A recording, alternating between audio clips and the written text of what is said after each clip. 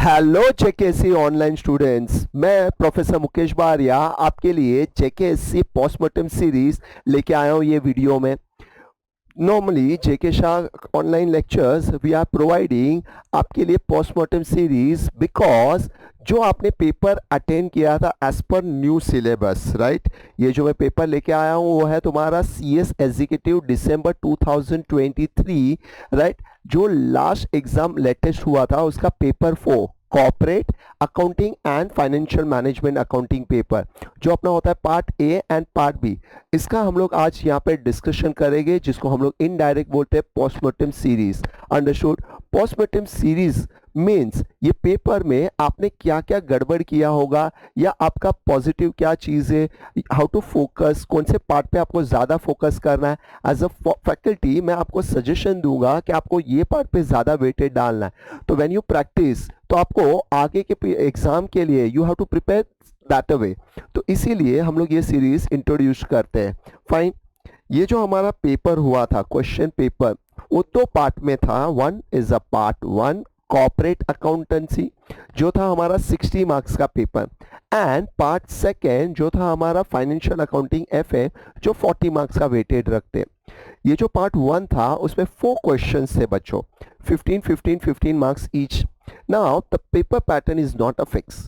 आपका उन्होंने कैसे वर्कआउट किया था, क्वेश्चन वन जैसे एक कंपलसरी रख दिया था, क्वेश्चन टू में एबीसी पार्ट दिए थे 5 मार्क्स, डिफरेंट डिफरेंट चैप्टर से 5 मार्क्स उन्होंने कवर अप किया था। ऑलवेज जब भी हम लोग लेक्चर लेते हैं आप लोग को सजेशन करते हैं आपको सारे चैप्टर पे फोकस करना है। It's not only one chapter के 2 चैप्टर जिस पे आप फोकस करोगे और आप सीएस क्लियर कर दोगे। आपको हर एक चैप्टर पे फोकस करना है because they can ask any questions from any chapters. तो जैसे इन्होंने मस्त पैटर्न बनाया था 5 मार्क्स, जैसे क्वेश्चन 2 में 5 एंड 5, तो ऐसे 3 क्वेश्चन थे। क्वेश्चन 3 में भी वैसे। और थियोरी पार्ट जो है, नॉर्मली थियोरी पार्ट खाली एक ही थियोरी थी 4 या 5 मार्क्स की, 3 मार्क्स की जो कंपलसरी थी, बाकी सब ऑप्शनल थी, कॉर्पोरेट में भी एंड एफएम में भी। एफएम में वो लोग ने पार्ट जो सेकेंड है वो हम लोग डिस्कस करेंगे नेक्स्ट वीडियो में या सेकेंड पार्ट में। अभी हम लोग फोकस करते हैं पार्ट वन पे बच्चों। नाउ पार्ट वन का ये जो पेपर है वहाँ पे मैंने यहाँ पे आपका क्वेश्चन पेपर रखा है, प्लस यहाँ पे मैंने सजेस्टेड सॉल्यूशन रखा है, right. As per my guideline ये सजेस्टेड है, बट इसमें फ्यू पॉइंट्स हो सकते हैं, फ्यू चेंजेस हो सकते हैं एज पर इंस्टीट्यूट, तो may be answer will be very, वो वेरी कर सकता है। फाइन।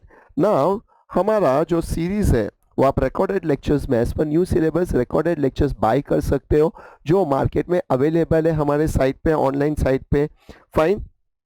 नाउ चैप्टर वाइज मैंने यहाँ पे आपका एनालिसिस रखा है, जो अभी लास्ट न्यू पेपर आया था उसमें एनालिसिस ऐसा था।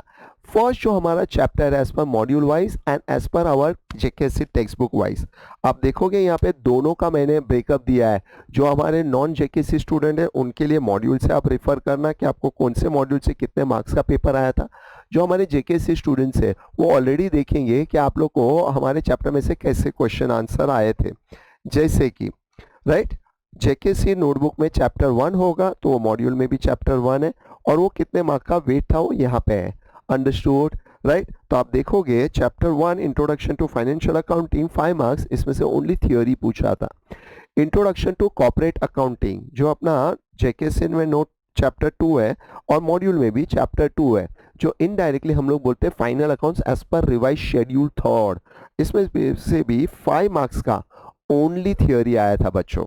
Now chapter 3 as accounting standard 5 marks only theory पूछा था, ये भी ऑप्शनल था।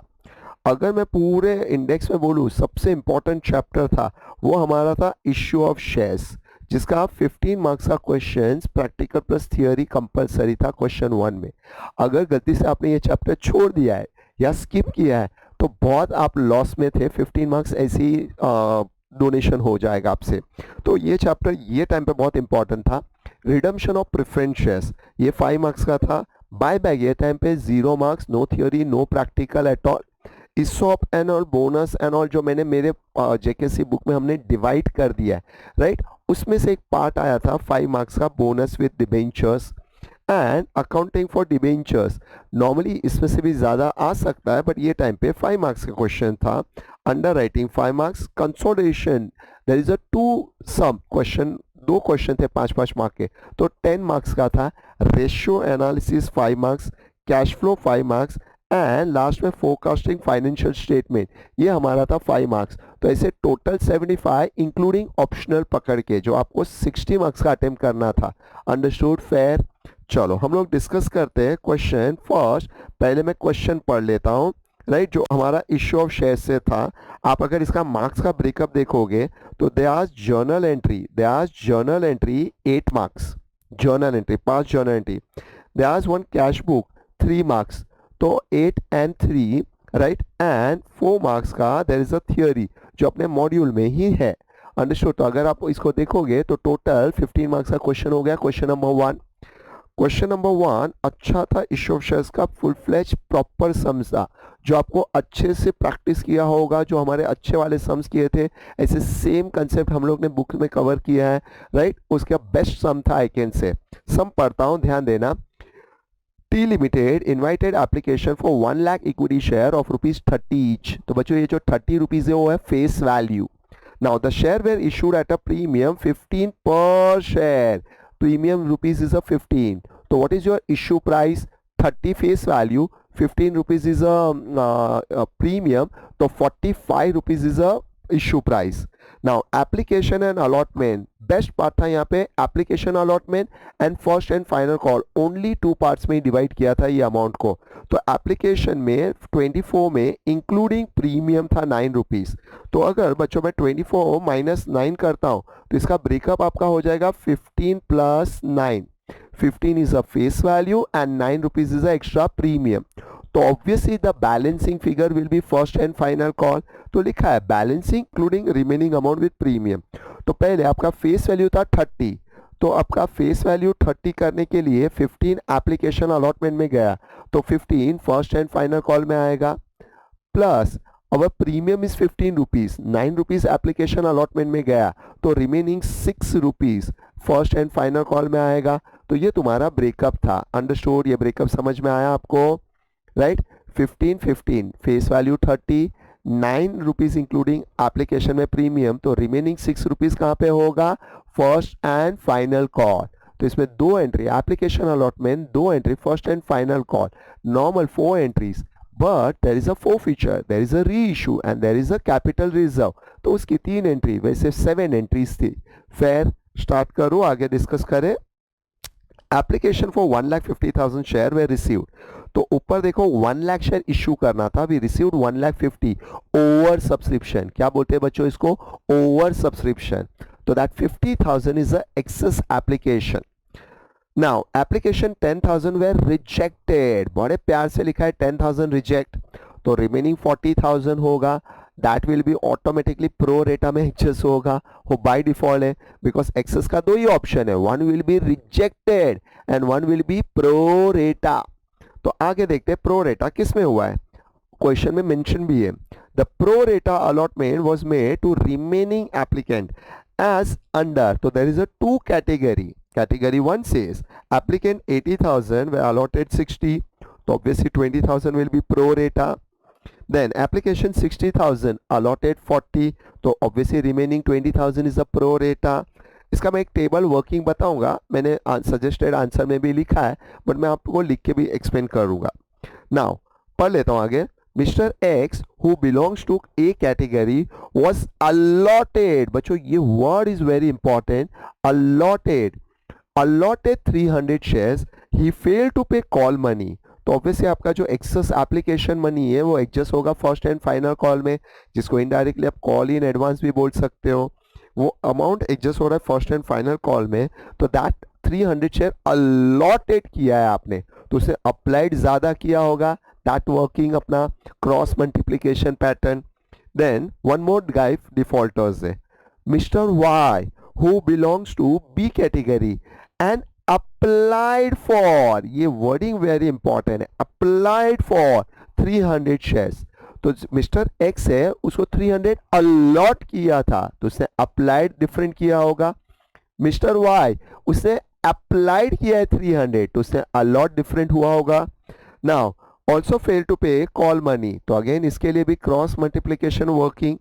These shares were forfeited and reissued as fully paid for rupees 36 per share. बच्चों फेस वैल्यू कितना था 30, रीइश्यू कितने में कर रहे हैं 36, तो that 6 rupees extra is our premium. तो यहाँ पे रीइश्यूड किस पे एट अ प्रीमियम पे. Understood. Next one, assuming that the excess received on application is to be adjusted to its share capital account first, and तो जो excess money है वो नॉर्मली हम लोग कैपिटल में फर्स्ट एडजस्ट करते हैं, but some time they mention कि पहले प्रीमियम में एडजस्ट होगा. तो ये पॉइंट क्या काम में आएगा, जब भी आप फीचर करते हो तो प्रीमियम अनपेड प्रीमियम कैंसिल होगा, जो अभी यहाँ पे यूज नहीं है, बिकॉज यहाँ पे जो एक्सेस मनी है first they have to adjust into capital mention किया है, उसका मतलब इनडायरेक्टली हमारा प्रीमियम अनपेड होगा. आगे, you are required to pass necessary journal to record about transaction. Then assuming opening bank balance is 1,25,000, prepare a bank account of the company in the light of the about transaction. Miss खाली about transaction को consider करके आपको bank account बनाना है, cash bank account. Or what are the restriction on use of security premium as per provision of the Company Act 2023? What is the implications if a company ठीक है violate these provisions? तो ये 4 marks is a theory. तो अगर मैं पूरे 100 marks में से आपको बताऊं ना, तो ओनली 4 मार्क्स का कंपलसरी थियोरी था, बाकी सारे ऑप्शनल थे बच्चों. अंडरस्टूड. तो ये सब हम लोग डिस्कस करें, आपको थोड़ा डाइजेस्ट हुआ. मैं एक टेबल बनाता हूं जो मैंने सजेस्टेड आंसर में भी रखा है, बट वो आपके समझने के लिए ध्यान देना. पहले application and allotment, first part is a application and allotment वाला पार्ट, 15 + 9. तो अब लॉजिक देखना, face value 30, premium is a 15, तो what about first and final call, वो कितना होगा, what is first and final call. तो that remaining 15 is a first and final call. Total 30 है, एप्लीकेशन अलॉटमेंट में 15 है, तो remaining will be first and final call. Now here premium, total premium 15 है, 9 rupees is a application allotment premium, तो that 6 rupees is a first and final call premium. Understood. ठीक है, ये हुआ. नाउ ब्रेकअप, ध्यान देना, application and allotment. First is जिसने 10,000 application दिया है ना, उसे हम लोग रिजेक्ट कर रहे हैं, तो इन शॉर्ट उसको हम लोग 0 अलॉट कर रहे हैं, तो indirectly that 10,000 will be rejected. ये क्या है हमारा, rejected. Next one, A category, category A and B था. A category says 80,000 application get 60,000 allotment, तो व्हाट अबाउट 20,000, वो क्या हो जाएगा, प्रो रेटा अलॉटमेंट. क्या हो जाएगा, pro rata allotment. And then B category जिसने 60,000 अप्लाइड किया है, उसे 40,000 अलॉट होगा, जिसे हम लोग बोलते हैं अगेन 20,000 क्या हो जाएगा, प्रो रेटा. तो अगर आप लॉजिकली देखोगे तो ये सबका total, right, 80, 60 and 10 gives you 1,50,000. Then allotted का टोटल जो हमें एक्चुअल करना था 1 लाख. व्हाट अबाउट एक्सेस, तो 10,000 will be rejected and 20 will be pro rata. पूरा देखो बराबर सॉर्ट हो चुका है. We received application 1,50,000, obviously we have to allot only 1 lakh. What about excess, excess will be rejected pro rata. तो category wise सब sorted है. Now entry start करूँ, ये थोड़ा डाइजेस्ट हुआ अच्छे से, राइट. नाउ एंट्री हम लोग डिस्कस करते हैं because we have suggested answer जो तुम्हें अपलोड होगा. तो यहाँ पे देखो एप्लीकेशन अलॉटमेंट सब मैंने ब्रेकअप दिखाया हुआ है, आपको दिख रहा है ये, राइट, इजी. चलो नाउ कैश बुक नहीं है, एप्लीकेशन एंड अलॉटमेंट देखो, रिजेक्ट फर्स्ट वाले में, देन 80 को 60, 20 इज अ प्रो रेटा, 60 को 40, 20,000 pro rata. Now first entry will be bank account debit to share application and allotment. अभी मैंने एक तो एंट्री में बीइंग लिखा है, बट ऑब्वियसली बच्चों बीइंग इज अ कंपलसरी, तो you have to write. Bracket में मैंने देखो अमाउंट दिखाया है यहाँ पे कि अमाउंट कैसे आएगा. अमाउंट देखो दिखा है 1,50,000 इंटू 1,50,000 इंटू 24, तो टोटल अमाउंट कितना रिसीव्ड हुआ एप्लीकेशन का 36 lakhs. तो entry will be bank account debit to share application and allotment. If you write to equity share application allotment भी चलेगा, but normally share application and allotment. Now next entry is very important. बराबर से ध्यान देना. Share application में एक तो 15 rupees is your capital amount, 9 rupees is a premium amount. There is one rejected also, and one there is a pro rata जो excess application allotment money है वो first and final call में adjust होगा, तो इसकी भी entry होगी. Understood. तो बराबर से ध्यान देना. एंट्री में सब चीज़ कवर किया है. एप्लीकेशन मनी रिसीव्ड कितना 3,60,000. पहले कैपिटल, तो जो मेरा ओरिजिनल शेयर्स था वो, तो ओरिजिनल शेयर्स कितना था 1 लाख. 1 लाख इंटू 15 रुपीज़ जो मेरा फेस वैल्यू है. प्रीमियम जो ओरिजिनल प्रीमियम है 1 लाख इंटू 9 रुपीज़. तो आप देखोगे ये 15 और ये 9 lakh rupees securities premium. Rejected 10,000 share will be rejected, तो 2,40,000 विल बी रिजेक्टेड. तो ऑब्वियस है जो एक्सेस मनी है, जो एक्सेस वो एडजस्ट होगा फर्स्ट एंड फाइनल कॉल में, जिसको हम लोग प्रो रेटा बोलते हैं. बट यहाँ पे call in advance word you can write, और you can write to share first and final call also fine. But call in advance ज़रा पॉलिश वर्ड है, तो बेटर है you use call in advance money. तो 40,000 into 24 9,60,000 easy, right. This is our transfer entry, जिसमें reject और pro rata दोनों cover कर सकते हो. एग्जाम में आप कंबाइन एंट्री कर सकते हो. Now first and final call due, उसके बाद डिफॉल्टर्स है. तो फर्स्ट एंड फाइनल कॉल के लिए share first and final call account debit to share capital to security premium. Now again due कितने का होगा, पूरे 1 लाख शेयर्स का.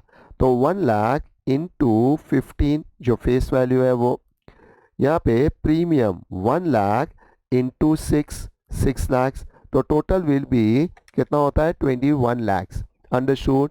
You can write being and all. बस नाउ ये फोर्थ एंट्री में that calls in arrears is a heavy amount. Calls in arrears बच्चों वो तुम्हारे लिए सरदर्द है. Now first and final call का total with premium 21 lakh rupees आना चाहिए. कॉल इन एडवांस जो सेकेंड एंट्री में 9,60,000 ऑलरेडी एडवांस है, वो तो एडजस्ट हो जाएगा.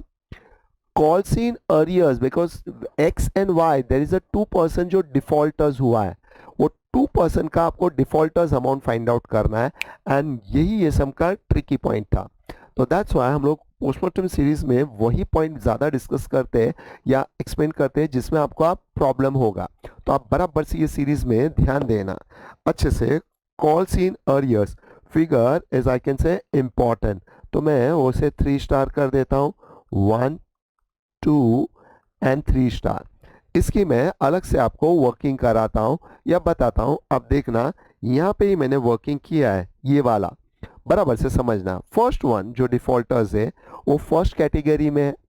तो हमारी वर्किंग होती है एप्लीकेशन एंड अलॉटमेंट. 80,000 को आप 60,000 दे रहे हो, उसका मतलब आई कैन से प्रपोर्शन 8:6, और कैंसिल करके आई कैन से 4:3.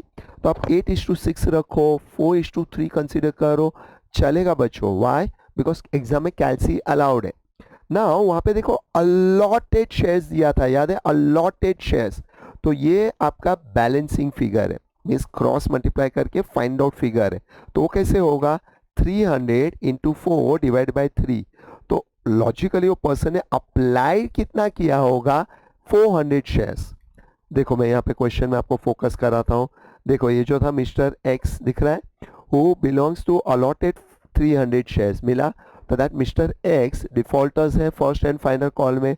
तो उसने अलॉट 300 किया था जो कैटेगरी 1 में था. तो कैटेगरी 1 80,000:60 था.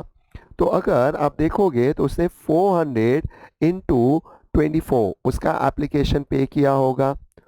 400 इंटू 24 का एप्लीकेशन पे किया होगा. 300 उसे अलॉट हुआ है तो वो निकाल दो. तो द रिमेनिंग अमाउंट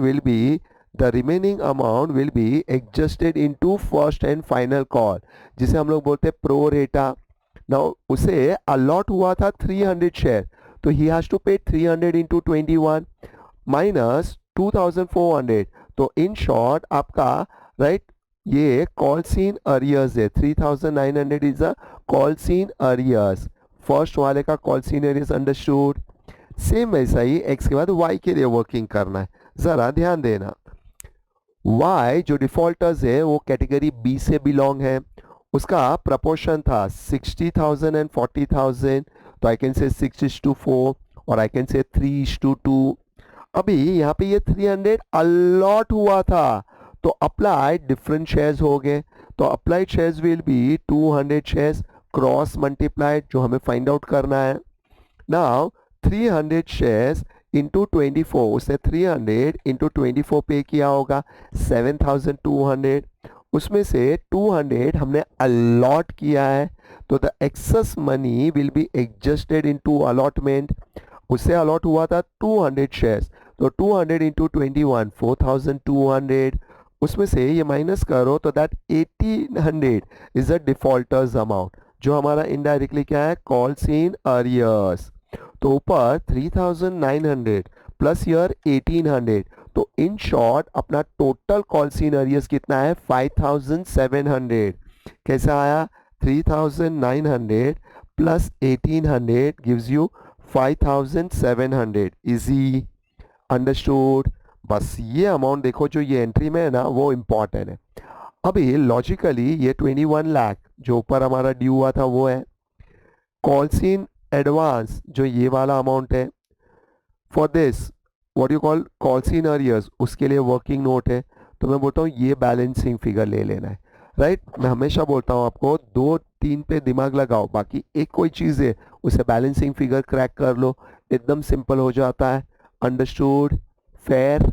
आगे बढ़ूँ, बिकॉज ये 5,700 इफ गलती से रॉन्ग है तो इसके बाद वाली आपकी सारी एंट्री रॉन्ग हो जाएगी। अंडरस्टूड, जर्नलिटी 8 मार्क्स है, तो hardly then you can get 2-3 marks. चलो अभी डिफॉल्टर्स 4 फीचर, राइट, 4 फीचर। तो देयर इज ऑप्शन कि आप दोनों को अलग अलग 4 फीचर करो, फेयर चलेगा, या कंबाइन 4 फीचर करो। रूल है, इफ कंबाइन 4 फीचर जब भी ऑल री इशू करते हो आप, ऑल शेयर्स विल बी री इशूड, तो आप कंबाइन चलेगा बच्चों, आप कंबाइन 4 फीचर कर सकते हो। बट इफ पार्ट री इशू करते मिस्टर एक्स एंड वाई, खाली एक्स के थोड़े शेयर्स, वाई के थोड़े शेयर्स, पार्ट री इशूड, तो आप 4 feature combine is not allowed, then आपको 4 फीचर की अलग अलग एंट्री करना होगा। यहाँ पे री इशूड कंबाइन हुआ है तो हम लोग वन शॉट कर देंगे। अंडरस्टूड, करें हम लोग entry combine. Entry will B share capital account debit, security premium account debit, 2 calls in arrears, 2 share forfeited. Understood, now इधर प्रीमियम कैंसिल होगा, क्यों कैंसिल होगा, बिकॉज अनपेड प्रीमियम है, that's why you have to cancel. अभी आप 4 feature कितने shares करोगे, जो अलॉटेड शेयर्स हुए थे वो कि अप्लाइड शेयर्स को करते बच्चों, एनी आइडिया। होप सो आपको याद ही होगा कि हम जो अलॉटेड शेयर्स करते हैं ना उसे, लाइक ये जो 300 एंड 200, ये जो 500 है उसे हम लोग करेंगे। अंडरस्टूड, तो यहाँ पे देखो 500 को शेयर्स को हम लोग क्या कर देंगे, 4 फीचर, तो share capital 500 into face value, right, तो 500 into face value 30, 15,000। Premium, premium का रूल पता है क्या है, unpaid premium will be cancel, तो जो फर्स्ट कॉल में उसका प्रीमियम अनपेड है वही कैंसल होगा, तो प्रीमियम विल बी 6, तो like 500 into 6, 3,000। Calls in arrears ये तो हमने वर्किंग नोट से फाइंड आउट किया था, और मैं बोलता हूँ ये बैलेंसिंग फिगर ले लेना है। देखो ये बैलेंसिंग फिगर, ऑब्वियसली यहाँ पे आपको बीइंग लिखना है, बीइंग 500 शेयर्स 4 फीचर। नाउ ये 500 शेयर्स हम लोग री इशू कर रहे हैं एट अ प्रीमियम पे, तो आपकी एंट्री होती है bank account debit, 2 share capital, या you can write 2 equity share capital, जहाँ पे है वो भी चलेगा, 2 सिक्योरिटी प्रीमियम।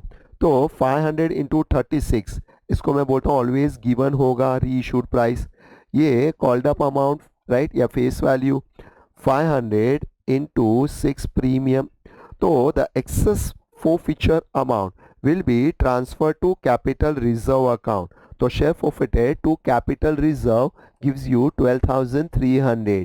easy, ये तुम्हारा था 8 मार्क का part. Now they want cash book, जो नीचे 3 मार्क के लिए कैश बुक गिवन था, तो ये तुम्हारा कैश बुक है, right, cash book bank column. आप डेबिट क्रेडिट लिख सकते हो। एग्जाम में बच्चों है ना पेपर बहुत लेंदी होता है, बहुत लेंदी होता है, तो अभी इसमें एक पॉइंट था कि बीइंग वो लोग ने मेंशन नहीं किया था। If they gives you bank account, खाली कैश बुक नहीं बोला था, बैंक अकाउंट, तो विदाउट बीइंग एक बार चलेगा आपका। एंड उन्होंने ओपनिंग बैलेंस भी दिया था, बैलेंस ब्रॉट डाउन गिवन था, तो that amount you have to consider जो क्वेश्चन में दिया हुआ था। देखो 1,25,000 बताता हूँ, देखो कहाँ पे दिया था ये 1,25,000 and they want bank account, prepare bank account. तो एक्चुअली अपना रूल होता है कि यहाँ पे भी बीइंग लिखो, पर पेपर इतने लेंदी होते हैं कि आपने ऊपर लिखा है सब, तो डायरेक्ट पोस्टिंग करके चलेगा, फेयर है। तो to balance brought down given है। फर्स्ट एंट्री में application money receive 36 lakh. Bank का रूल पता है ना, डेबिट व्हाट कम्स इन, जो पैसा आया वो डेबिट, ना गया वो क्रेडिट। तो एप्लीकेशन एंड अलॉटमेंट में कितना रिसीव हुआ है, 36 lakh. First and final call में that balancing figure will be 11,34,300। ये जो री इशू कर रहे थे उसका बैंक कैपिटल एंड प्रीमियम 15 + 3। ये जो हमने रिजेक्ट किए थे एप्लीकेशन एंड अलॉटमेंट, वो ये तुम्हारा बैलेंसिंग फिगर है, ये हमारा बैलेंसिंग फिगर है। अंडरस्टूड। जब भी आप यहाँ पे लिखोगे ना application and allotment word use करना, राइट। भले एग्जाम में 2 लाइन ले लेंगे, आप ले लेना, बराबर से लिखना, to share application and allotment word use करना। Understood, right. ये थोड़ा समझ में आया। Question number 1 fair, right. जो लास्ट पार्ट था वो अपने मॉड्यूल में थियोरी पार्ट था, जो प्रीमियम, यूज ऑफ प्रीमियम दिया हुआ था। What are the restriction on use of security premium as per provision of the company act. ये जो तुम्हारा था प्रीमियम, ये जो पार्ट सी है बच्चों, what are the restriction on use of security premium, वो आपके मॉड्यूल में, अपने मॉड्यूल में पेज 139 पे दिया हुआ है। 139 पे इसका आंसर दिया हुआ है। तो नॉर्मली मैं हमेशा बोलता हूँ you have to read little bit theory, कि आपको एग्जाम में कुछ तो लिखने होगा। तो ये मॉड्यूल में 139 पे थियोरी गिवन था, आंसर गिवन था, यूज जो आपके 6 पॉइंट है। आप प्रीमियम कहाँ पे यूज करते हो, रिडम्पशन का प्रीमियम राइट ऑफ करने के लिए, बायबैक के लिए आप यूज कर सकते हो, ये पॉइंट था। अंडरस्टूड, ये हो गया। चलो अभी हम लोग क्वेश्चन नंबर 2 पे जंप करते हैं। क्वेश्चन नंबर 2 में वो लोग ने ABC ऐसे 3 पार्ट दिए हुए हैं बच्चों, ABC। तो पहले खाली हम लोग चैप्टर डिस्कस कर लेते हैं, देन मैं सम डिस्कस करता हूं। अगर आप देखोगे क्वेश्चन नंबर 2A में, तो the following summarise profit and loss account and ABC and balance sheet given है। They want ratio, calculate following ratio. तो बेस्ट 5 रेशियो दिया था, बट एक चीज only 5 marks, right, only 5 marks. तो ये 5 मार्क्स का था। अगर आप देखोगे क्वेश्चन नंबर 1 पूरा शेयर, इशू ऑफ शेयर से रिलेटेड 15 मार्क्स सम था। यहाँ पे 5 मार्क्स रेशियो। बी डिस्कस करते हैं, बी कौन सा चैप्टर है, right. B1, B the following balance appear sinking fund word and all. कभी सिंकिंग फंड वर्ड कहाँ पे सुना था हम लोग ने, कौन से वाले चैप्टर में, debenture, one of the favourite part. Debenture का सबसे फेवरेट पार्ट है सिंकिंग फंड। वो भी आपको देखो 2 + 3 5 मार्क्स के लिए दिया हुआ है। पार्ट बी है 1 and 2 करके। And then part C, operating cost, EBIT and all, dividend pay out ratio, you are required to calculate projected in net income and expected growth rate of dividend. ये same concept वाला सम अपने text book में है, right. ये last वाले chapter में, forecasting वाले चैप्टर से। तो देखो बच्चों, इट्स नॉट नेसेसरी कि एक ही चैप्टर से आपका क्वेश्चन नंबर 2 आएगा। Ratio is a different chapter, debenture is a different chapter, forecasting is a different chapter. तो ऐसे कवर अप मॉड्यूल में से वो लोग सब चैप्टर से थोड़ा थोड़ा पार्ट कवर करके पेपर रेडी करते। तो that's why always I am suggesting कि आपको सब चैप्टर पढ़ना है। एक आध जो चैप्टर कुछ होता है कि या कोई पार्ट आप छोड़ सकते हो, पर बाकी हमने जो भी पोर्शन में कवर अप किया है वो आप देखो पेपर में है ही है। अगर पूरा एनालिसिस मैं करूँ तो ये पेपर अपने बुक में से, JKC के टेक्स्ट बुक में से ही बना हुआ है। पूरा मैक्सिमम सम उसमें से ही है।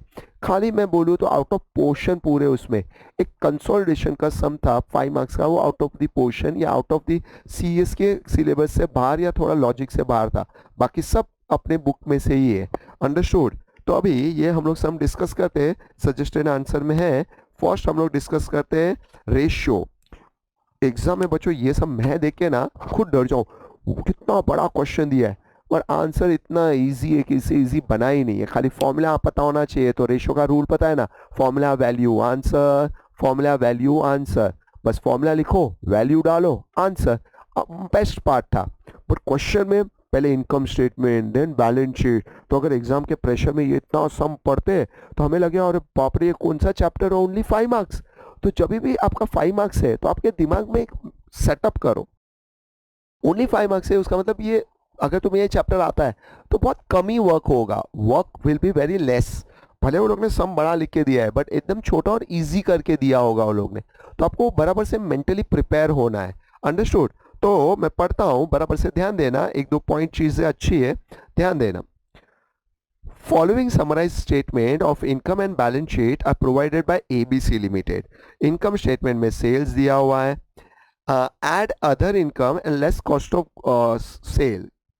sale. Gross margin is gross profit excluding other income. बस यहाँ पे वो लोग ने ट्विस्ट टर्न किया था, तो बराबर से ध्यान देना। 144 बच्चों कैलसी लो, 144 माइनस 110.02, ये माइनस ये नंबर माइनस ये करो तो आपका देखो जीपी आता है। तो वो लोग ने इधर अदर इनकम दिया है बट अभी ऐड नहीं किया नीचे। तो अगर हमारा फॉर्मेट आपको याद होगा तो नॉर्मली फॉर्मेट होता है बच्चों sale minus COGS GP minus operating expense gives you operating net profit, add NOI minus NOE, तो that other income is a part of NOI, is not part of cost of goods sold. खाली ये point अगर मैं बोलूँ ना, ये point बच्चों, तो लोग ने बहुत ट्रिकी दिया हुआ था ये पार्ट कि जीपी के अंदर ही कॉस्ट ऑफ गुड्स सोल्ड के अंदर ही ऐड अदर इनकम दिया है, और पर्पसली उन्होंने ग्रॉस प्रॉफिट में बाद में क्लियरली मेंशन किया है एक्सक्लूडिंग अदर इनकम। तो अगर अदर इनकम वहां पे लिखा है बट उन्होंने जीपी में कंसिडर नहीं किया है, GP is a sale minus COGS figure ही है।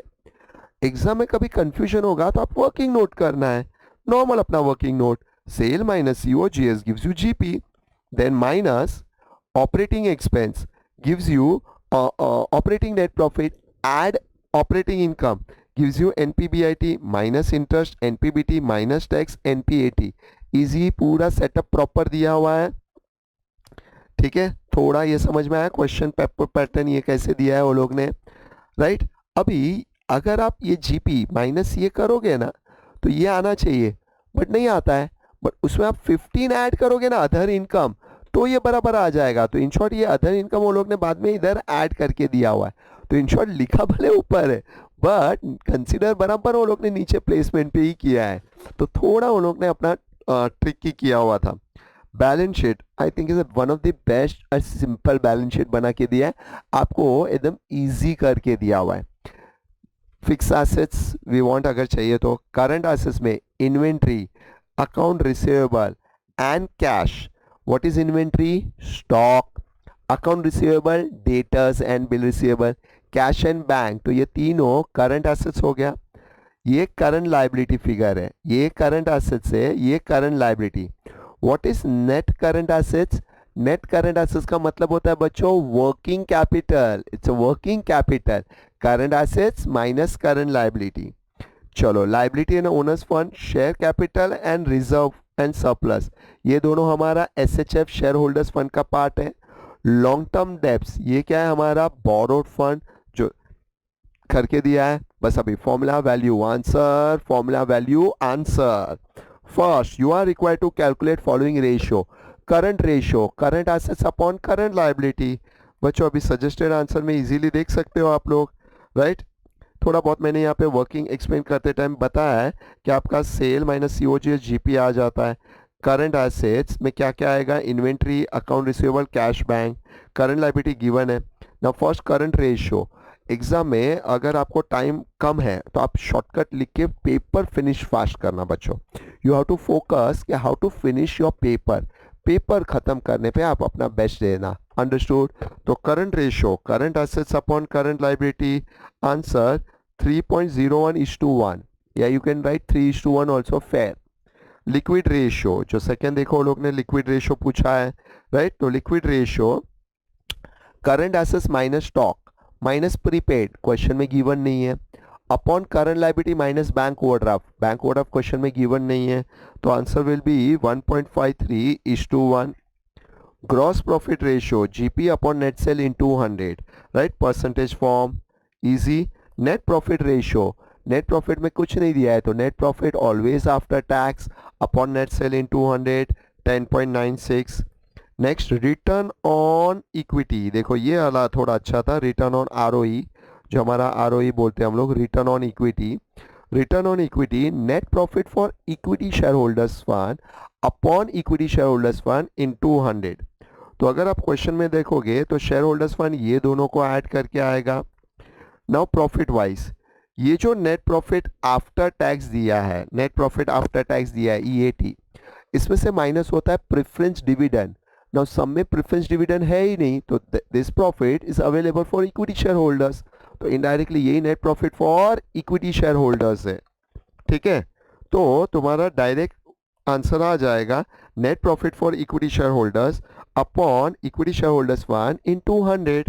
Easy, fair. चलो यस बच्चों, ये वाला हमारा जो था सम ए डिस्कशन हो गया। नाउ बी मेरे यहाँ पे सजेस्टेड आंसर में रखा नहीं है, क्योंकि ये थोड़ा थियोरी बेस्ड और वन सिंगल एंट्री बेस्ड ही है, तो इसको थोड़ा लॉजिकली हम लोग समझते हैं बी पार्ट कैसे हुआ है। देखो, the following balance appear in the books of a company as on 1 April. Sinking fund for redemption of debenture is 5,50,000। तो सिंकिंग फंड का ऑलरेडी बैलेंस दिया हुआ है, कितना रुपीस है, 5,50,000। Sinking fund investment, sinking fund investment 3,44,325। तो पता है ना, ये जो अमाउंट दिया है उसको हम लोग कॉस्ट प्राइस बोलते हैं। क्या बोलते हैं, CP, cost price. 7% debenture 10 lakhs। Now, in order to redeem this debenture, the company sold the sinking fund investment realized, जिसको हम लोग प्यार से बोलेंगे सेलिंग प्राइस। तो सब में देखो कॉस्ट प्राइस ऊपर गिवन है 344,325, सेलिंग प्राइस 3,45,000। दोनों माइनस करो, कैलसी 325 माइनस करो, कितना होता है, माइनस करो 675 rupees is our profit. Selling price minus cost price 344,325 equal to 675। तो ये हमारा क्या है, प्रॉफिट है। बस वो लोग ने पूछा है you are required to pass journal entry for the accounting treatment of profit और loss for the sinking fund investment. तो खाली प्रॉफिट एंड लॉस की एंट्री करनी है, दैट्स इट। अभी ये एक बैच में मैं सॉल्व कर रहा था, तो बच्चे लोग इतने तुम लोग यूज टू होते हो ना, क्या वो लास्ट ईयर की सारी एंट्री करना स्टार्ट हो जाते हो। पहले सेल ऑफ, पहले इंटरेस्ट रिसीव्ड है क्या है तो लिखो, फिर अमाउंट सेटिस्फाइड है क्या है तो लिखो, फिर सेल ऑफ इन्वेस्टमेंट है, फिर प्रॉफिट और लॉस की एंट्री है, उसके बाद रिडम्पशन की भी एंट्री करते हो। तो एग्जाम में ध्यान दो बच्चों, दे want only profit and loss, तो या तो आप उसकी कंबाइन एंट्री कर सकते हो या तो normal sold and profit transfer, that's it. तो आप देखोगे नीचे मार्क्स भी देखो, 2 ही मार्क का सम है। देखो क्वेश्चन नंबर बी में 1 और 2 पार्ट है, तो मार्किंग स्कीम देखो वहां पे 2 + 3, तो जो ओनली प्रॉफिट का 2 मार्क है एंड बी पार्ट के लिए 3 मार्क का है, अंडरस्टूड। तो 5 मार्क का इस पैटर्न पे सम है। तो in short they want only profit का एंड लॉस का एंट्री, तो या तो आप कंबाइन कर दो या अलग से कर दो। मैं दोनों खाली बता देता हूं, ध्यान देना। अगर आप कंबाइन करते हो, right, question number second B part, अगर आप कंबाइन करते हो तो आपकी एंट्री होगी bank account debit to sinking fund investment account, to sinking fund investment account और टू सिंकिंग फंड अकाउंट। क्योंकि प्रॉफिट है तो प्रॉफिट क्या हो जाएगा, credit. Selling price 3,45,000, cost price question में जो गिवन था, राइट, कॉस्ट प्राइस कितना गिवन था, 344,325, तो 344,325। तो आप इस पैटर्न पे भी कंबाइन एंट्री करोगे तो चलेगा, अंडरस्टूड। और दे वांट जर्नल एंट्री, तो आप बीइंग लिख लेना, being sinking fund investment sold at a profit, हो गया। या तो आप ये कर सकते हो, या तो मैं अलग अलग एंट्री करता था, 1 सेलिंग प्राइस की, 1 प्रॉफिट की, तो आप खाली प्रॉफिट की डालोगे तो भी चलेगा।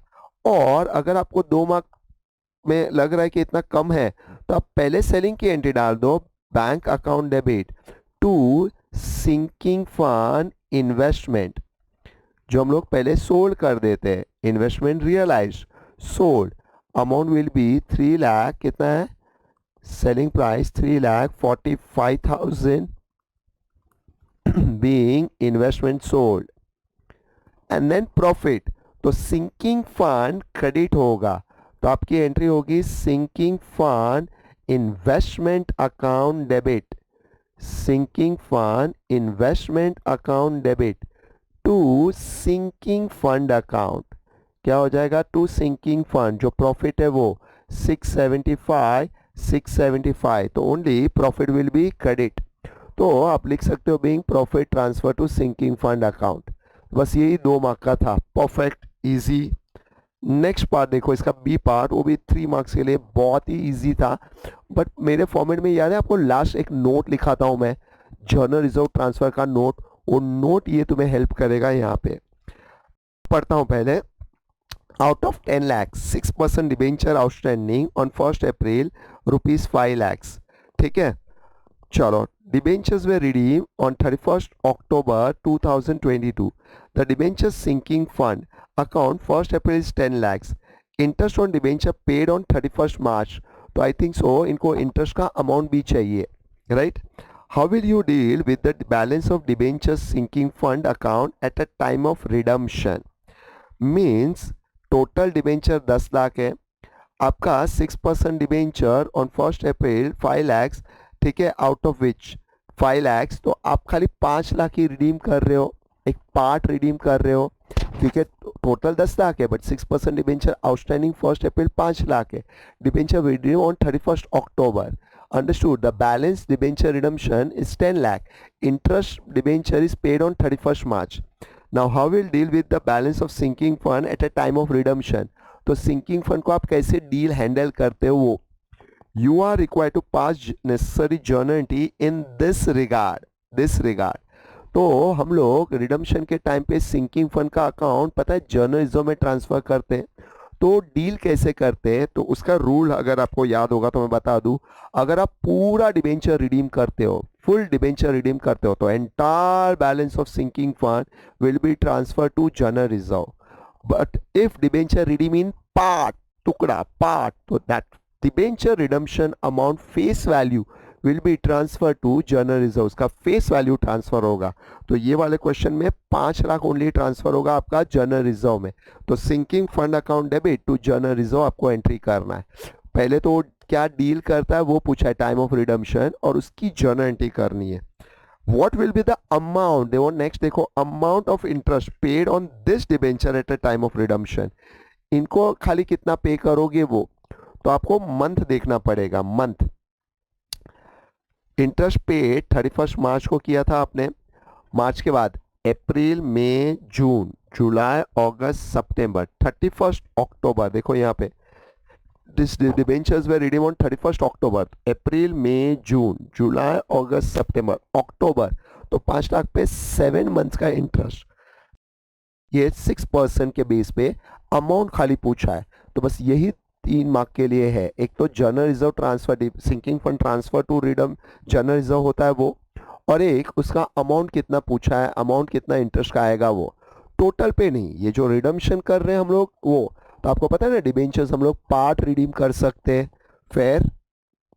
चलो, अगर इसका मुझे एंट्री करना है, मींस क्वेश्चन 2 बी का सेकेंड पार्ट का, तो एंट्री होगी sinking fund account debit, sinking fund, तो पूरा रिडीम नहीं कर रहे हो आप, पार्ट रिडीम कर रहे हो, तो टू जनरल रिजर्व में आपका पार्ट अमाउंट ट्रांसफर होगा, और उससे ही रिलेटेड जर्नल एंट्री पूछा है, तो ये 5 lakhs आ जाएगी, ठीक है, और बीइंग लिख दोगे आप इसका। और नेक्स्ट पूछा है इंटरेस्ट ऑन डिबेंचर, इंटरेस्ट का अमाउंट पूछा है, तो 5 lakhs पे जो आप रिडीम कर रहे हो उस पर 6% इंटरेस्ट फॉर 7 मंथ के लिए, कितना अमाउंट आएगा वो करना है। तो 5 lakhs पे इंटू 6% इंटू 7/12 गिव्स यू ₹17,500। बस एग्जाम में ऐसे ही रफली लिख के छोड़ दोगे तो फिर चलेगा, कोई प्रॉब्लम नहीं है, because they want only amount and they want only entry, तो बस इस पैटर्न पे आप लिख दोगे तो बेस्ट हो जाएगा। Understood, easy. आगे बढ़ू। चलो नेक्स्ट वाला क्वेश्चंस। नेक्स्ट क्वेश्चन 2 का सी पार्ट। ये तो बच्चों मेरे टेक्स्ट बुक का और अपने मॉड्यूल का डिट्टो सम है, खाली नंबर अलग किया हुआ है। बहुत ही स्वीट सम है, ध्यान देना। Y Limited recently reported the following income statement, rupees in crore. Sales 600, operating cost 470, EBIT earning before interest and tax 130, interest 40, EBT 90, tax rate given है 40, net profit after tax 54, dividend right dividend 21.6। तो इसमें ना dividend pay out ratio चाहिए। तो आपको dividend pay out ratio पता है ना, डिविडेंड 21.6 अपॉन 54 इंटू 100, ये डिविडेंड पे आउट रेशियो है, डिवाइड बाय 54 इंटू 100, तो ये 40% आएगा। एंड लास्ट में retain earning that rest amount पूछा क्या है।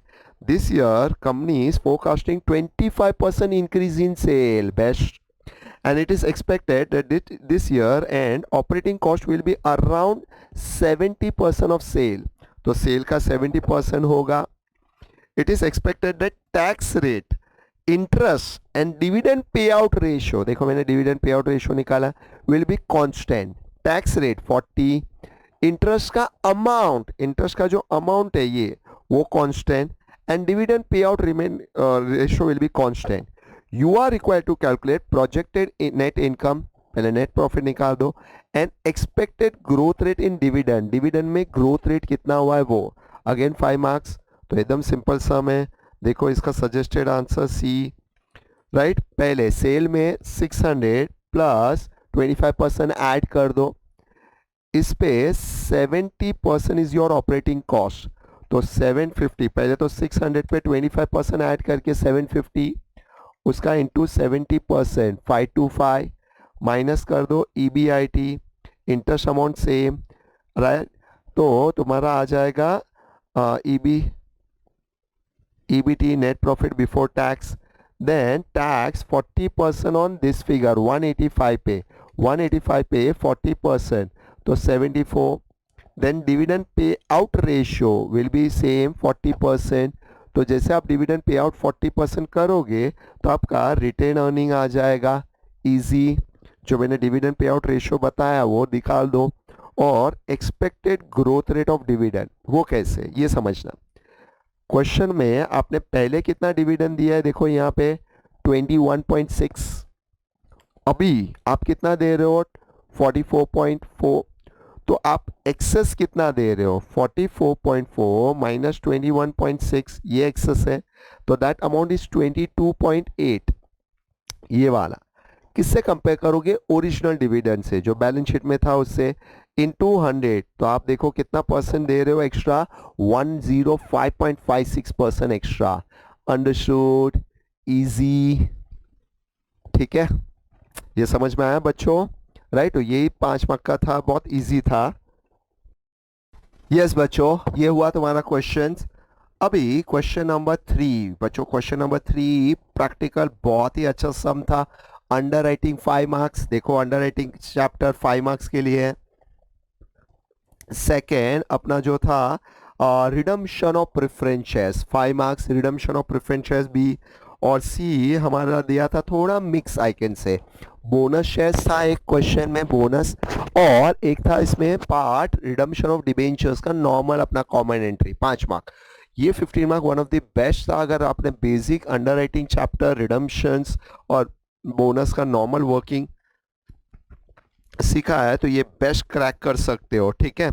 चलो क्वेश्चन नंबर 3 ए पार्ट डिस्कस करते हैं। पहले क्वेश्चन पढ़ लेता हूं, ध्यान देना बच्चों। Now, XYZ Limited incorporate on 1st April issue a prospectus inviting application for 5 lakh equity share of 10 each. The whole issue was fully underwritten by KBDM. तो ये underwriter के नेम है। 5 लाख शेयर्स है, उसका ब्रेकअप देखो दिया है 2 लाख, 1 लाख 50, 1 लाख एंड 50। ये सबको ऐड करो तो 5 लाख होना चाहिए। तो इसको हम लोग क्या बोलते हैं, फुल्ली अंडरराइटिंग। तो आप देखोगे 255 हो गया। Now the application were received 4,50,000 shares, which marked application will be AKBDM इसे ऐड कर दो बच्चों, 220 प्लस 90 प्लस 110 प्लस 10,000, ये सब ऐड करके हमारा हो रहा है 4,30,000। लॉजिकली देखना, 450 रिसीव्ड हुआ है, उसमें से 4,30,000 मार्क्ड है, तो ऑब्वियसली 20,000 अनमार्क्ड होगा। और फर्म अंडरराइटिंग दूर दूर तक दिया नहीं है। Calculate liability of individual underwriters, ये सेम सम पहले प्रीवियस बोर्ड में सीएस में पूछ चुके हैं, सेम नंबर के साथ सेम सम वापस 5 मार्क्स के लिए अपने ये पेपर में था, और ऐसे सेम टाइप के सम हम लोग ने किए हुए हैं। तो अगर आप इसे देखोगे तो पहले टोटल 5 लाख शेयर्स है, उसमें सब्सक्राइब 4,50,000, अनसब्सक्राइब 50,000। जो सब्सक्राइब है उसके दो पार्ट ही है, मार्क्ड और अनमार्क्ड। अनमार्क्ड कौन से रेशियो में डिवाइड होगा? जीएलआर, जिसको क्या बोलते हैं? Gross liability ratio. तो ग्रॉस लायबिलिटी रेशियो देखो 4:3:2:1, और जो उन्होंने रिस्पॉन्सिबिलिटी लिया है उसे किटी किटी करो, प्रपोर्शन आ जाएगा। अंडरस्टूड? ये जो वर्किंग है, मैं बोलता हूँ ये जब आपका जमता है तो लिखो, या आप direct statement of underwriter liability बनाते हो तो भी मच बेटर चलेगा, तो भी चलेगा, आई कैन से, राइट। तो statement of underwriter liability KBDM total, gross liability जो हमने दिया था वो, minus marked application minus unmarked, distribute into GLR 4:3:2:1, right. अभी यहाँ पे देखो दो जन को सरप्लस आ रहा है, K एंड D को, तो ये दोनों का सरप्लस ऐड करके आप B और M को डिस्ट्रीब्यूट कर दो इन द रिमेनिंग GLR। तो रिमेनिंग GLR 3:1 है हमारा, 3:1, तो उसमें आप डिस्ट्रीब्यूट कर दो 3:1 में। तो इनडायरेक्टली जो प्योर लायबिलिटी है वो इनडायरेक्टली B और M के ऊपर आता है। एकदम इजी, आई कैन से ये 5 मार्क का सम आप एग्जाम में 5 मिनट में क्रैक कर सकते हो। अंडरस्टूड? अगर वर्किंग नहीं लिखते हो तो ये डायरेक्ट आप क्रैक कर सकते हो। फेयर? चलो क्वेश्चन नंबर बी पे जंप करूं, ये तो बहुत इजी पार्ट थे। Now on 1st April, B part, on 1st April, the following balance were extracted from the ledger of X.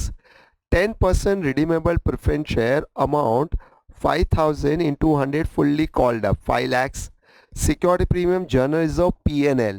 तो journal reserve is a DP and PNL is a DP, divisible profit. और security premium आप use कहाँ करोगे? Premium write of करने के लिए। तो अपना डीपी दो है, journal reserve and profit and loss.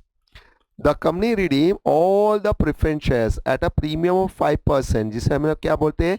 POR, premium on redemption. And for the purpose it issue equity share of 10 each at a premium of ₹1 for such a amount necessary for the purpose of after utilizing available profit to maximum possible extent. ये line का मतलब क्या है? आपको DP full use करना है and the balancing will be fresh issue. Understood? तो आपको डीपी फुल यूज करना है and the balancing will be fresh issue. बस ये वर्किंग आपका बहुत इंपॉर्टेंट है। वो जो मैं वर्किंग लिखा था, face value of preference share to be redeem equals to proceeds of fresh issue plus DP transfer to CRR। ये अगर बेस्ट नहीं हुआ तो बहुत गड़बड़ हो जाएगा। अंडरस्टूड? ठीक है, चलो। You are required to pass necessary journal entry for about transaction, only 5 marks, but इसमें वर्किंग इज वेरी इंपॉर्टेंट। तो देखते हैं वर्किंग कैसे करा था हम लोग ने। Face value of preference share to be redeem equals to proceeds of fresh issue plus DP transfer to CRR। अभी हमें आपको देखना है कि इसमें प्रीमियम सफिशिएंट है कि नहीं ये राइट ऑफ करने के लिए। तो पहले 5 लाख प्रेफरेंस शेयर रिडीम करना है, ये बैलेंसिंग फिगर है। आपको डीपी फुल्ली यूटिलाइज करना है, आपको इस पे 5% प्रीमियम 25, बैलेंस शीट में we have premium plus fresh issue पे भी ₹1 प्रीमियम आएगा। अंडरस्टूड? जो ₹1 है वो प्रीमियम है, या कैन से 10% प्रीमियम है। तो पहले आपको जर्नल रिजर्व और PNL ये फुल्ली यूटिलाइज कर देना है। तो आप दोनों ऐड करो, 1,60,000 प्लस 118 540, आप ये पूरा यूज करोगे तो ये बैलेंसिंग आएगा। 5 लाख माइनस द डीपी, इसके ऊपर प्रीमियम, तो आपका ये प्रीमियम रिसीव्ड हो रहा है और ये प्रीमियम सफिशिएंट होने के बाद उल्टा प्रीमियम बैलेंस बच रहा है। तो उसका मतलब आप प्रीमियम राइट ऑफ करोगे सिक्योरिटी प्रीमियम से और अब डीपी फुल यूटिलाइज करोगे। अंडरस्टूड? बस ये एक बार वर्किंग हुआ तो अपनी एंट्री सेल ऑफ इन्वेस्टमेंट नहीं है, फ्रेश इश्यू है, पीपीपीपी रिडम्पशन की एंट्री है, प्रीमियम राइट ऑफ है, डीपी ट्रांसफर है एंड पे ऑफ है। 5 entry 5 marks, but main working है। अगर वर्किंग रॉन्ग हुआ तो 0 marks, right? But hope so right ही होगा एग्जाम में तुम्हारे। Bank account debit to equity share capital to security premium, then पीपीपीपी entry, right? 10% preference shares, premium on redemption to preference shareholders, right? Then premium write-off, security premium to premium on redemption, and then DP transfer, general reserve PNL to CRR, and then payoff, right? Preference shareholders to bank. ठीक है, एकदम easy. ठीक है बच्चों. Now C part, question number C. ये था bonus with redemption, but bonus का एकदम सिंपल वर्किंग था एंड रिडम्पशन ऑफ डिबेंचर्स का एक सिंपल पार्ट था। पढ़ लेता हूँ। The summarise balance sheet of ABC as on 31 March 2023, assets at free hold, build property, stock, trade receivable, cash and bank balance. तो in short we have cash and bank balance, sufficient bank है। Share capital में authorise 40,000 equity share 10 each. इसको Mukesh sir की language में क्या बोलते हैं? I stand for information. इसको कुछ करना नहीं है, जस्ट दिखाना है 4 lakhs। नाउ इसमें से इश्यूड कितना किया है? 20,000 into 10 each, 2 lakh। Security premium 30,000, PNL 90,000, 12% debentures ये रिडीम करना है एंड ट्रेड पेएबल। Now नीचे दिया है, the annual general meeting of ABC, it was resolved that to issue 1 bonus share for every 4 share held। तो अगर 4 है तो आपको 1 बोनस मिलेगा। तो ये कौन सा बोनस है? फुल्ली पेड बोनस शेयर्स है, जिसमें आप पहले रिजर्व कौन सा यूज करोगे? CRR। देन कौन सा रिजर्व यूज करोगे? Security premium, and then capital reserve, and then DP। और एक पार्ट दिया है, to pay the debentures at a premium of 3%। तो बच्चों दैट 1,20,000 इंटू 3% प्रीमियम 3,600। तो आप सिक्योरिटी प्रीमियम से वो राइट ऑफ करोगे। अंडरस्टूड? जो प्रीमियम एक्स्ट्रा दे रहे हो वो सिक्योरिटी प्रीमियम से राइट ऑफ होगा। Record the about transaction in the books of ABC to meet the about resolution. तो रिकॉर्ड द अबाउट ट्रांजेक्शन बोला नहीं है जर्नल एंट्री, बट ऑब्वियसली उसकी जर्नल एंट्री करनी है। फाइन, तो एंट्री डिस्कस करते हैं, वर्किंग जरा देखते हैं। रेशियो हेल्थ और बोनस 4:1। तो हमारे इश्यूड शेयर्स कितने थे? 20,000 into 1 divide by 4, 5,000 shares into 10, 50,000। ये पहले सिक्योरिटी प्रीमियम में से और बचा हुआ PNL में से ले लेंगे, because we have security premium. But security premium में एक चीज़ याद रखना, पहले ये वाला अमाउंट माइनस करने के बाद जो बचेगा वो आपको कंसिडर करना है। See we have security premium 30,000, right? 30,000 में से 3,600 निकाल देंगे तो आपका जो बचेगा वो यहाँ पे आप यूज करोगे। That 30,000 minus 3,600। अभी ऐसा क्यों, मुझे बताओ। एंट्री में पहले बच्चों बोनस आप इक्विटी को दोगे या पहले डिबेंचर को रिडीम करोगे? तो लॉजिकली पहले डिबेंचर को रिडीम करना होगा एंड देन आप बोनस दे सकते हो। तो अगर आप पहले डिबेंचर को रिडीम करोगे तो ये जो एक्सेस प्रीमियम है, एक्स्ट्रा प्रीमियम, वो आप राइट ऑफ कर दोगे सिक्योरिटी प्रीमियम से। तो जब ये बोनस देते हैं तो उसके लिए पहले हम लोग रिजर्व यूज करते हैं CRR, वो है नहीं, फिर सिक्योरिटी प्रीमियम, तो the remaining premium we can use, then capital reserve, वो है नहीं, तो बाकी का बचा हुआ PNL से। फेयर? चलो एंट्री वाइज करोगे तो 12% debenture, premium on redemption to debenture holders, then premium write off कर दो एंड देन पे ऑफ कर दो debenture holders to bank.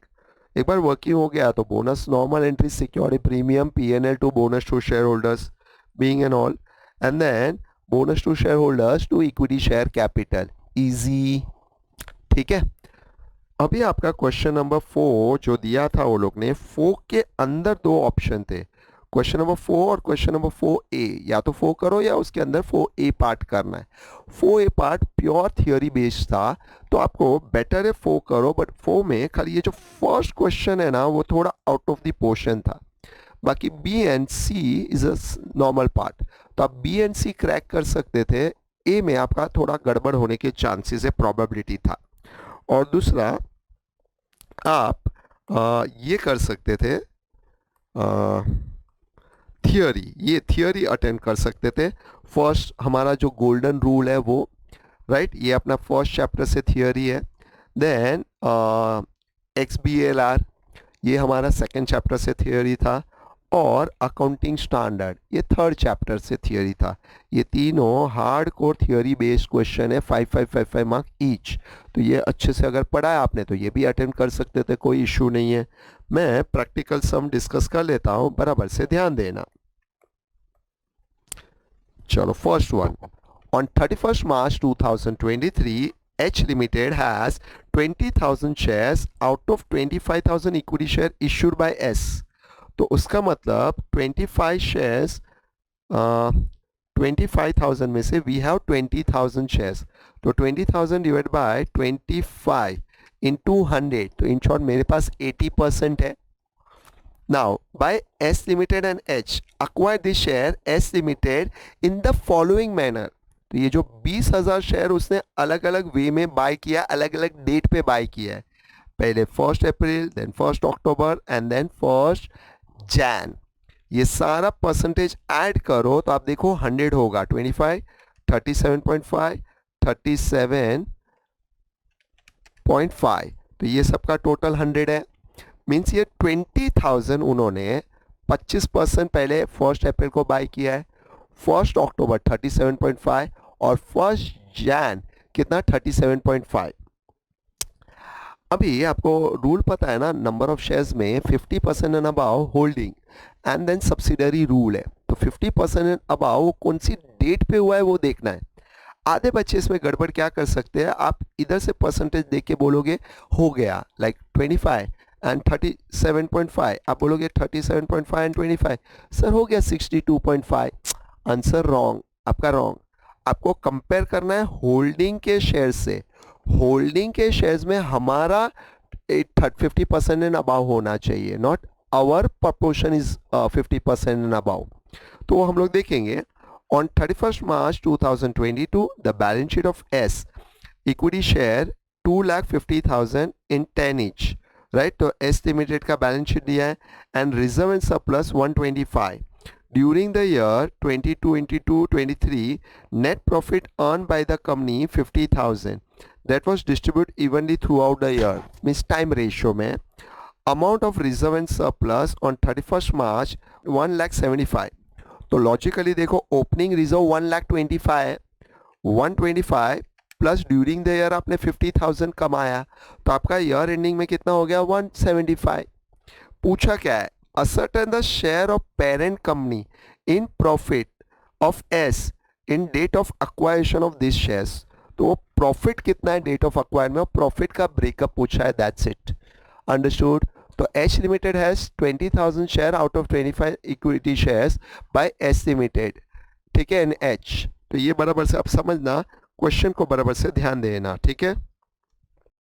Yes बच्चों, स्टार्ट करें, बराबर से इसका आंसर समझना, परसेंटेज एंड ऑल बराबर से ध्यान देना। नाउ पहले तो हम लोग को देखना पड़ेगा हमारा परसेंटेज कितना है, उसके अंदर इन्वॉल्वमेंट कितना है। तो आप बराबर से परसेंटेज देखना। पहले आपने फर्स्ट 4 को, राइट, 1/4 को 25% अक्वायर्ड किया है, दैट इज 5,000 शेयर्स, राइट। कैसे, आउट ऑफ 20,000 इंटू 25% करना है आपको। जो आपका टोटल 20,000 आपने बाय किया है उसका 25%, तो 5,000 शेयर्स आपने अक्वायर्ड किया है। देन 110 को 37.5 मीन्स आपने 7,500 अक्वायर्ड किया है। 20,000 का 37.5%, 7,500। देन 1 जैन 37.5 अगेन 7,500, तो टोटल आपका 20,000 हो गया। अभी आपको ये चेक करना है कि ये जो 5,000 शेयर आपने उसके 25 होल्डिंग कंपनी में से बाय किया है, तो उसका मतलब इनडायरेक्टली आपका कितना प्रपोर्शन है। या आप वो इंडिविजुअल निकालो या क्यूमुलेटिव करके निकालो तो भी चलेगा। जैसे क्यूमुलेटिव करते हो तो पहले 5,000 डिवाइड बाई 25 इंटू 100, तो वी हैव 20% कंट्रोल। तो उसका मतलब मैं अभी होल्डिंग और वो सब्सिडरी वो नहीं हुआ क्योंकि 20% ही है। देन 5,000 प्लस 7,500, तो 5,000 प्लस 7,500, नाउ मेरा क्यूमुलेटिव हो गया ऐड करके 12,500। तो होल्डिंग के 25,000 में से आई हैव 12,500 शेयर्स, ये वाला। तो इन शॉर्ट मेरा 50% डॉट हुआ, तो यहाँ पे 110 को भी मैं 50% डॉट हुआ है, तो मैं होल्डिंग हुआ नहीं हूँ, 50% अबाउ कंडीशन है। तो आगे वाली डेट पे चलते हैं। ऑन 1/1 को तो 22,500 प्लस 7,500, अभी मेरा टोटल होल्डिंग हुआ है 20,000, तो उसके 25,000 में से आई हैव 20,000 शेयर्स, तो नाउ 80%, उसका मतलब मेरा कमांड 80% है, मोर देन 50% हुआ। तो एक्चुअली जो होल्डिंग और सब्सिडरी का रिलेशनशिप है वो यहाँ पे बिल्ड हुआ है 1/1/2023। तो बस ये डेट इंपॉर्टेंट है आपके लिए। अगर आप देखो उनके क्वेश्चन के प्रपोर्शन को ऐड करोगे तो आपको लगेगा 1 अक्टूबर को ही होल्डिंग हो गया, जबकि वो आपका रॉन्ग हो जाएगा, 0 मार्क्स। आपका 50% चेक करना है आपको होल्डिंग के शेयर में से हमारा परसेंटेज, नॉट मेरा कितना खरीदा है वो परसेंटेज। होल्डिंग में मेरा कितना 50% अबाउ होल्ड हुआ है कि नहीं वो शेयर्स देखना है। इसीलिए आपको ये वाला वर्किंग बहुत इंपॉर्टेंट है कि पहले आपका 20% होल्ड था, फिर 50% ऐड करके हुआ, अक्यूमेटेड हुआ, और फिर 80% हुआ। अंडरस्टूड? ये आप सेम इंडिविजुअल निकाल के भी कर सकते थे, बट इस दिन पे 1/1/2023 पे एक्चुअली हमारा होल्डिंग सब्सिडरी का रिलेशन हुआ। तो बस ये एक बार पता चल जाता है तो एकदम सिंपल है। 5 मार्क के लिए आपको टाइम रेशो निकालना है। तो 1/4 से 1/1, तो ये 9 मंथ्स हुआ। ये 9 मंथ्स अपना क्या होता है, प्री 9 मंथ्स। 1/1 से 31 मार्च इज अ पोस्ट, तो ये प्री और ये पोस्ट। ओपनिंग प्रॉफिट 1,25,000 दिया हुआ था। थ्रू आउट द ईयर आपने कितना कमाया, 50,000। दैट 50,000 9:3 में डिवाइड कर दो, 37,500 एंड 12,500। तो ये जो ओपनिंग प्रॉफिट है वो भी प्री का, ये जो प्रॉफिट है वो भी प्री का, और ये पोस्ट का। Easy, right? तो ये प्री का ऐड कर दो, 1,25,000 प्लस 37,500। अभी उसमें हमारा 80% है, तो इसका प्रपोर्शन कर दो। देखो 162,500 pre profit divide into H और एम आई माइनॉरिटी, उसमें 80% इज आवर कैपिटल प्रॉफिट, और जो रिमेनिंग 12,000 है इसमें एच और एम आई, राइट? एच और एम आई, उसमें 10,000 इज अ रेवेन्यू प्रॉफिट। बस ये ब्रेकअप दिखा दो, अपना काम हो गया। 5 marks. They won't only profit and loss का ब्रेकअप, दैट्स इट, हमारा काम हो गया। Easy, right? आगे बढ़े। मैं बोलूँ तो ये सब थोड़ा ट्रिकी था परसेंटेज वाइज एंड ऑल, तो बस यहाँ पे आपका गड़बड़ होने की प्रोबेबिलिटी ज़्यादा है, बिकॉज ऐसे सब हमने कवर नहीं किए, बट हमने सब कवर किए, बैलेंस शीट बनाना, वर्किंग वाले। तो इन शॉर्ट ये खाली वर्किंग पूछा है, वो एक बेस्ट पार्ट था। They won't only working, that's it. Again B question consolidation का ही है, ओनली working.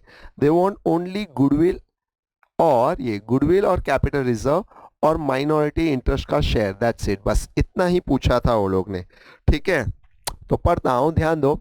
Following from the following detail calculate value of goodwill और capital reserve and minority interest that will be reflected in consolidated balance sheet, ठीक है, as on 31 March 2023।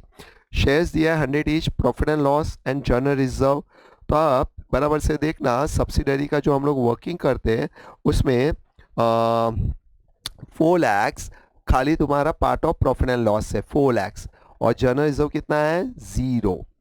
Now number of shares देखो, 3,000 share in S on 1/4 date given है। ये date को highlight करके रखता हूँ, 1/4 यहाँ पे, उसका मतलब 1/4/22 स्टार्टिंग से हमने अक्वायर कर दिया है 3,000 शेयर्स। तो अभी आपका कितना परसेंट होल्डिंग है वो भी आप चेक कर लो। 3,000 शेयर्स आपने बाय करके रखा है वो भी चेक कर लो, राइट? तो सब्सिडरी के 4 lakh divided by 100 means subsidiary के 4,000 में से हमारे पास कितने शेयर्स है, 3,000 शेयर्स। तो out of 4,000 we have 3,000 shares into 100, तो मैं होल्डिंग वो सब्सिडरी का रिलेशन बिल्डअप हो जाता है ऑन 1/4 कोई 3000 डिवाइडेड बाय 4000 into 100, तो आई कैन से 75% एच और 25% एम आई। तो मैं होल्डिंग हूँ वो सब्सिडरी, वो रिलेशन बिल्डअप कभी हो जाता है ऑन 1/4, राइट। तो यहाँ पे इनके शेयर्स में से इतना होल्डिंग है, प्रॉफिट एंड लॉस और जनरल रिजर्व 0 है, कॉस्ट प्राइस गिवन है 7 लाख। तो ये सब खाली मिनिमम डिटेल ही है बच्चों, बाकी सब वो लोग ने डिटेल दिया ही नहीं है पर्पसली कि एकदम ईजी हो जाए। Balance sheet as on 31 March 22, profit 1 lakh and general reserve 60,000। बच्चों ये 31 मार्च 22 का है, उसका मतलब 1 अप्रैल 2022 का ओपनिंग बैलेंस है 1 लाख और 60,000। तो इन शॉर्ट 1,60,000 ओपनिंग है हमारा, और हमारा क्लोजिंग देखो सब्सिडरी का कितना बचा है 4 लाख है। तो उसका मतलब 20 का जो प्रॉफिट है वो profit through out the year 4 lakh minus 1,60,000, तो थ्रू आउट द ईयर आपने कितना कमाया होगा 2,40,000। और बेस्ट पार्ट है आपका अक्वायर्ड है 1/4, तो 1/4 तो पूरा रिमेनिंग जो ईयर है वो पूरा पोस्ट कंसीडर होगा। ठीक है, क्वेश्चन का आंसर देना देखते हैं, बराबर से ध्यान दो। पहले डेट ऑफ अक्वायर्ड 1/4 बिगिनिंग है, HMI percentage, H 3,000 out of 4,000 we have 3,000 means 75% and 25। PNL और जर्नलिज्म को एक साथ ही कर लेते हैं, PNL और जर्नलिज्म को एक साथ, तो PNL एंड जर्नलिज्म मिला के टोटल 4 लाख है। वी हैव ओपनिंग 1,60,000 जो सब में मेंशन है, तो उसका मतलब थ्रू आउट द ईयर, ये तो पूरा पोस्ट ड्यूरेशन है, तो थ्रू आउट द ईयर कितना होगा 2,40,000 ये वाला फिगर। तो ये प्री हो गया, ये पोस्ट, बस जो मेरा वर्किंग वाला एक पैटर्न था ना वो कर दो, प्री पोस्ट कर दो, आपका काम हो जाएगा। इक्विटी शेयर कैपिटल, एक्चुअली ये इक्विटी शेयर्स हैं, ये PNL एंड जर्नल रिजर्व एक साथ कर दिया है, प्री 160 एंड 2,40,000, ये ऐड कर दो, 75% डिवाइड कर दो 25% MI, 75% 4,20,000, उसमें से कॉस्ट ऑफ इन्वेस्टमेंट माइनस करो तो हमारा गुडविल आंसर आ जाएगा। ये तो MI है, ये जो 180 है आउट ऑफ 240 75% 180 है, वो तो होल्डिंग के PNL में ऐड हो जाएगा एज अ रेवेन्यू प्रॉफिट। और ये MI, तो MI भी पूछा था, ये 140 एंड 60 2 लाख, इजी। तो बस खाली वर्किंग कर दो, 5 मार्क्स ओनली वर्किंग दे वांट, ओनली वर्किंग बच्चों, फेयर इजी। ठीक है, आगे बढ़ू।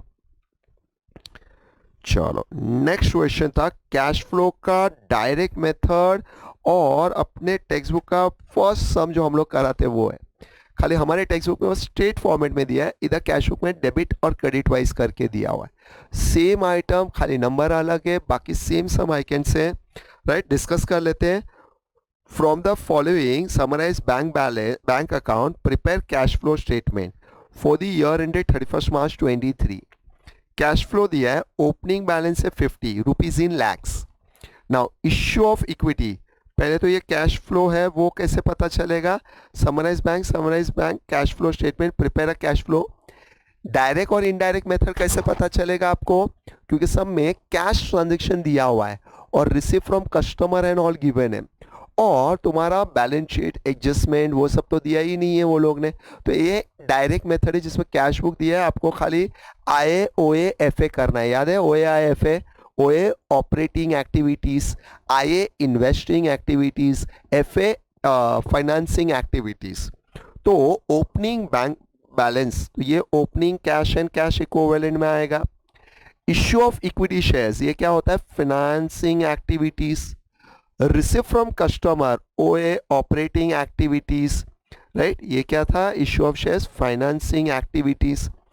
Receive from customer operating activities. Sale of fix assets, right, IA investing activities. अभी ये सब रिसिप्ट हुआ, सेम बाजू में देखो पेमेंट है, payment to supplier OA operating activities. Purchase of fix assets IA investing activities. Overheads expense OA, payment of wages and salary OA, income tax paid OA operating activities, dividend payment side पे dividend is a part of financing activities FA, repayment of bank loan FA, closing cash and cash equivalent, बस इसे अपने direct method में आप substitute कर दो, answer हो जाएगा. Assuming that the company does not have any other cash and cash equivalent and there were nil cash transaction. ये लाइन थोड़ा गड़बड़ कर दिया है. मीन्स वो लोग बोलना चाह रहे हैं कि ऊपर को जो है ना उसे छोड़ के और कोई कैश बैक नहीं है, यही है ओपनिंग क्लोजिंग में. Understood right. तो अदर ट्रांजेक्शन नहीं है, there will nil cash transaction, दूसरे नहीं है, नॉन कैश होगा other than this.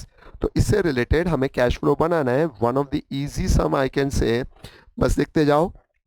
Cash flows from operating activities, cash receive दिया हुआ है, कैश पे टू सप्लायर, वो सब ऐड कर दो आपका, तो अपना आएगा cash generated from operation. Income tax paid, तो अपना डायगनली आंसर फर्स्ट आ जाएगा. नेक्स्ट है cash flow from investing activities, sale of fix assets positive, purchase of fix assets negative, तो final answer is a negative 100. Then cash flows from financing activities, issue of equity shares, positive. Dividend paid, money was going out, negative. Bank loan repaid, negative. तो final answer negative. अभी ये positive 250, ये दोनों negative 150 gives you right 250 और 150, positive 150. उसमें opening cash 50 add करो, closing आ जाएगा. एकदम सिंपल बच्चों राइट. ये फर्स्ट वाला सम है, 5 मार्क के लिए थोड़ा कम है राइट, बिकॉज आपने अच्छे से प्रैक्टिस किया है तो फास्ट हो पाएगा 5 मार्क्स के लिए. अभी यहाँ पे ये सब गोल्डन रूल जो पूछा था फर्स्ट थियरी बेस्ड, वो मैंने यहाँ पे लिखा है, क्वेश्चंस दिया है. गोल्डन रूल, अकाउंटिंग रूल, जो अपने गोल्डन रूल है, debit what comes in, credit what goes out, debit the receiver, credit the giver, debit all losses and expenses, credit all income and gain. तो 5 mark का आप इसमें फेंकना चाहो तो कम से कम नहीं तो आप 10 पेज भी लिख सकते हो, rule regulation this that, but 5 mark के लिए आपको मिनिमम चीज़ें लिख के पेपर फिनिश करना है. तो अगर अगर ऑप्शन है ये, अगर आप और सेकेंड पार्ट चूज करते हो तो आप अपना थियोरी 5 मार्क्स का है तो 1.5 page you can right. Understood. तो यहाँ पे थोड़ा मैंने आंसर दिया है, बट ये अपने मॉड्यूल में है फर्स्ट चैप्टर में. फिर XBR जो क्वेश्चन सेकंड था वो अपना फाइनल अकाउंट्स में मॉड्यूल में देखो लास्ट में पीछे दिया हुआ है. एंड देन अकाउंटिंग स्टैंडर्ड वाला है. Fine right. तो ये अपना पार्ट ए था बच्चों. पार्ट बी हम लोग डिस्कस करेंगे फ्यू स्पैन में या नेक्स्ट वीडियो में. ओके बच्चों, take care, God bless you. Hope so आपको ये पोस्टमार्टम सीरीज हेल्पफुल होगा राइट. पार्ट बी या तो हम लोग कंटिन्यू वीडियो में रखेंगे या नेक्स्ट वीडियो में. ओके बच्चों, take care, God bless you, all the best.